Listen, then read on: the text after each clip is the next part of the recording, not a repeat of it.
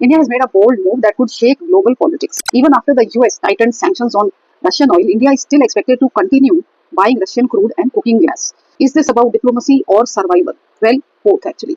Also, there's an important question: what does this mean for your LPG cylinder prices? Stay till the end because the story affects every Indian home. Time when global tensions are rising, energy has become a new weapon. The US wants countries to reduce Russian oil dependence, but India appears to be following its own path. Now, even after the US decided not to extend a temporary sanctions waiver on Russian oil, India is expected to continue buying crude oil and cooking gas from Russia. This because for a country of over 1.4 billion people, energy security comes first. According to a report, sources familiar with the matter say that India is unlikely to let Washington's latest sanctions decision dictate its import strategy. Instead, India has plans to continue sourcing crude oil and LPG from non-sanctioned Russian entities while also expanding purchases from multiple countries. In early March, the US had briefly relaxed sanctions on Russian oil and petroleum cargoes that were already in the transit. The move came amid fears of global supply disruptions triggered by West Asia conflict. But now US Treasury Secretary Scott Bessent has confirmed that the waiver will not be extended. That means countries importing Russian energy must now navigate tighter restrictions again. Now, India's response is diversify, not depend.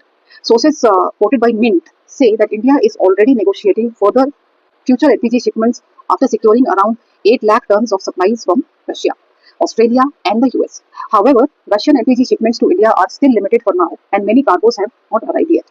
Officials say the US is likely to remain India's biggest LPG supplier in the near term, while Canada is also expected to contribute.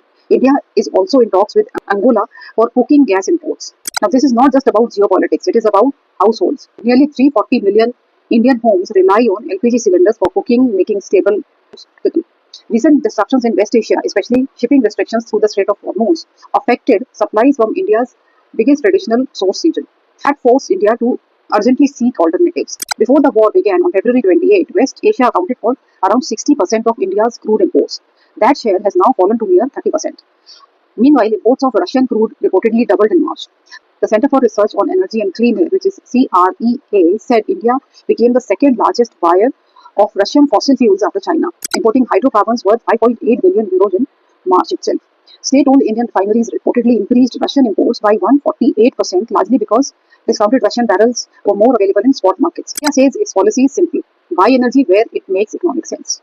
External Affairs Ministry spokesperson Ranjit Jaiswal said India buys oil from diversified sources. Petroleum Secretary Neeraj Mittal said India now imports crude from 41 countries, which is up from 27 earlier. LNG imports now come from 30 countries, while LPG is sourced from 16 nations. Now, India appears to be sending a clear message: sanctions or no sanctions, it will prioritize affordable and reliable energy supplies. India is positioning itself with one strategy: